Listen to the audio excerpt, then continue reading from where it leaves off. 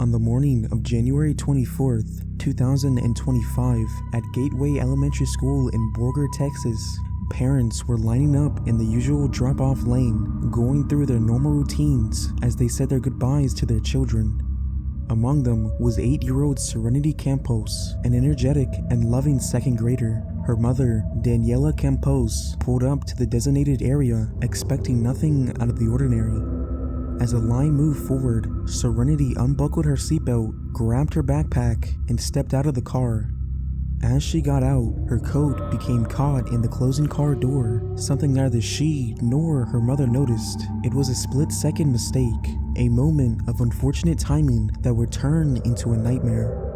Thinking Serenity had safely reached the sidewalk, her mother pressed the gas and began to pull forward. Within seconds, Serenity was yanked backwards as the coat trapped her against the moving car. She struggled, trying desperately to free herself, her small hands grasping at the fabric, pulling and twisting as her body was dragged along the pavement. Her feet lost traction, and she was pulled forward, her balance breaking entirely as the car gained speed. The world became a blur of motion, her small body scraping against the ground, unable to regain control. A school administrator standing near the entrance saw it happen and immediately sprinted toward the vehicle, waving their arms, shouting for the driver to stop. Parents and other cars screamed as they realized what was happening, some fumbling with their doors, trying to get out and intervene. But it all happened too fast. Before anyone could stop, Serenity lost her grip, and the force of the moving vehicle pulled her under. The weight of the car rolled over her, first crushing her legs, then her chest. Her head struck the pavement with brutal force. The sheer impact left her motionless. The sound of screaming filled the air as people rushed forward, some banging on the car windows in a desperate attempt to alert her mother, who still had no idea what had just happened. The vehicle jerked to a stop, but the damage had already been done. The administrator who had been running toward the scene dropped to their knees beside Serenity. One of the parents from a nearby car ran over, their phone already dialing 911. A teacher pushed through the small crowd, dropping next to the child, trying to assess the situation. There was blood. Serenity was unresponsive. Her chest barely moved, her breaths shallow and weak. One of the parents began CPR, pressing down on her fragile ribs, but there was no response. Paramedics arrived within minutes. They immediately took over, working frantically to stabilize her as they loaded her onto a stretcher and rushed her toward the ambulance. The injuries were catastrophic. The impact had caused massive internal trauma. Her ribs were shattered, her lungs collapsed from the weight of the car, and there was extensive damage to her head and spine. Blood loss was severe. Despite every attempt to keep her alive, Serenity's vital signs faded. She was rushed to Golden Plains Community Hospital, where a team of doctors and nurses did everything they could. Her heart stopped, and they fought to bring it back. They tried to stabilize her, tried to give her body a chance, but the injuries were too severe. After nearly an hour of desperate efforts, the doctors had no choice but to stop. Serenity was gone. At the hospital, her mother collapsed upon hearing the news, overcome with agony that no words could describe. Her father, Daniel Campos, arrived moments later, only to be met with the same devastating reality. Their daughter, their bright, smiling, loving child, had died in a senseless accident, one that unfolded in seconds. The Borger Police Department investigated the incident, ultimately ruling it as a tragic, unforeseeable event. There was no sign of negligence, no recklessness, just a cruel twist of fate that had stolen a little girl's life. Her funeral was held on January 29th at First Baptist Church. Hundreds of people attended, classmates, teachers, family, and community members all gathered to say goodbye. Her obituary described her as a caring and protective big sister, a little girl whose laughter could brighten any room.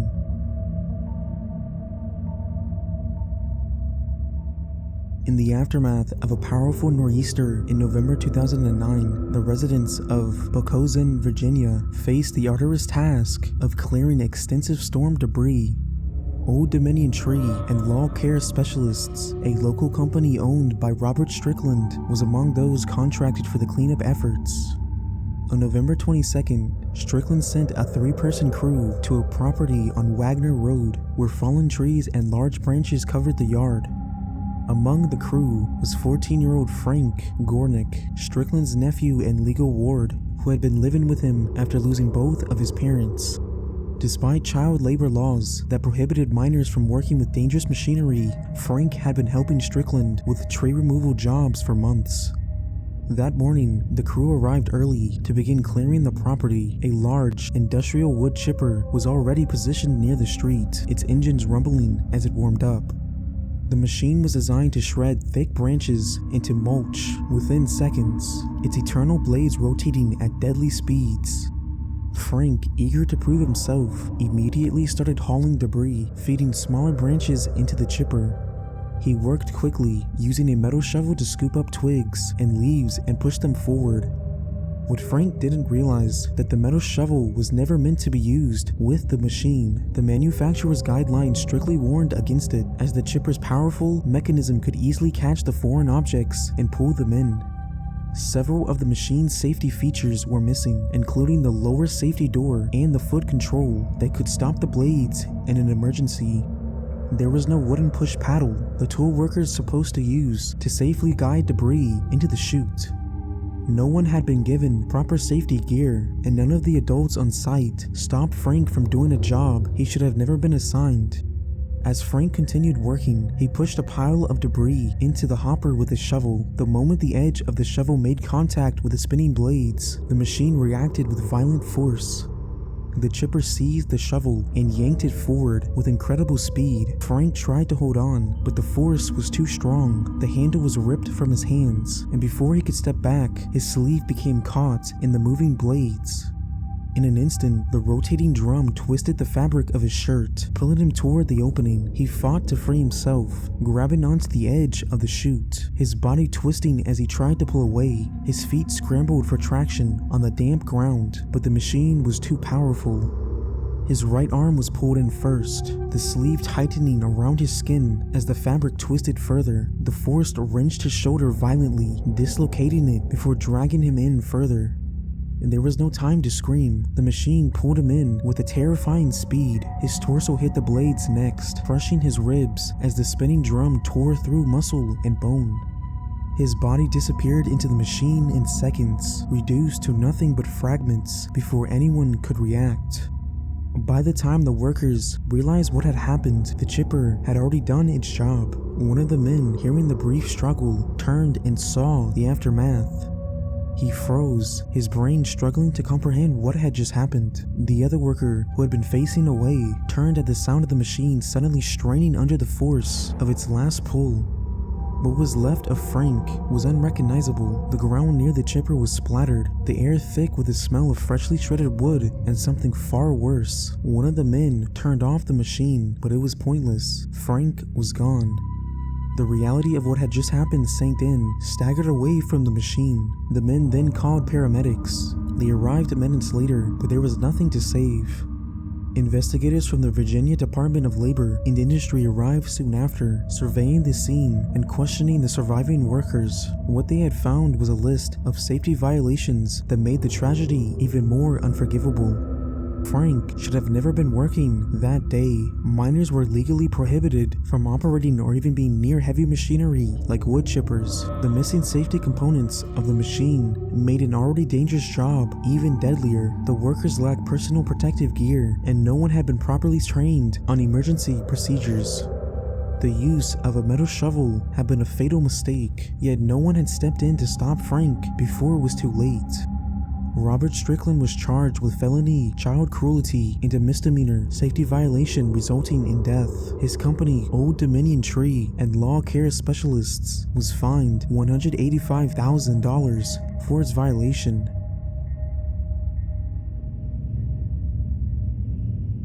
On November 22, 2018, Eleanor Struthers Gardiner, a 60-year-old retired jockey, was at home in Poole, Dorset, England, where she lived with her wife, Mandy Struthers Gardiner. Eleanor had lived an active life, but a severe horse riding accident at the age of 21 had left her with multiple spinal fractures. Over the years, her condition worsened, leading to scoliosis and chronic nerve pain that significantly affected her mobility. She was prone to sudden collapses, and these unpredictable falls had become a regular and dangerous part of her daily life. Despite her health struggles, Elena maintained a strong sense of independence. She and Mandy had recently adopted sustainable alternatives to plastic in their household, including the use of stainless steel drinking straws. That day, Elena was drinking from a mason jar style glass, which had a screw top lid that secured the 10-inch metal straw in place. In the early afternoon, Elena moved between the kitchen and living area, carrying her drink with her. The flooring in their home was hard, and with her history of spinal injuries, her balance was unsteady. At some point, as she was walking, she suddenly collapsed without warning, something that had happened many times before due to her medical condition. The impact of the fall was immediate. The drinking glass was knocked to the ground, and the stainless steel straw, which was rigid and held firmly in place by the screw on lid, did not move. Elena fell forward, her full body weight driving her head downward. Moments later, Mandy, who had been in another part of the house, noticed the eerie silence. She called out to Elena, but got no response. Concerned, she walked into the kitchen and found her lying face down on the floor. Mandy rushed to her side and noticed something was terribly wrong. Elena was making faint, gurgling sounds and was completely unresponsive. The mason jar was on the ground, unbroken, with the metal straw still inserted through the lid. Mandy's eyes traced the length of the straw and then stopped in horror. It had entered Elena's left eye. Panicked, she immediately called 999, struggling to explain the surreal scene in front of her. The operator instructed her to turn Elena onto her back and check for breathing. As she carefully moved her, it became devastatingly clear. The straw had penetrated deep into her skull. Emergency responders arrived within minutes. They found Elena unresponsive, her breathing shallow, her body was limp, and the paramedics immediately recognized the severity of the injury. With extreme caution, they stabilized her and rushed her to the Southampton General Hospital, where a trauma team took over. A CT scan revealed the full extent of the damage. The stainless steel straw had entered through her left eye socket and pierced her brain stem, the part of the brain responsible for controlling vital functions like breathing and heart rate. It was a devastating injury, one that doctors knew was impossible to survive. Elena remained on life support overnight, but by the following day, after extensive evaluation, her doctors confirmed there was no hope of recovery. Her injuries were irreversible, and her brain function had ceased. Mandy made the heartbreaking decision to withdraw life support, and Elena passed away soon after. In the aftermath of her death, an inquest was launched to examine what had happened. Assistant Connor Brendan Allen presided over the case, and his findings were clear. The fixed nature of the metal straw, held in place by the screw-on lid, had turned a simple fall into an accident.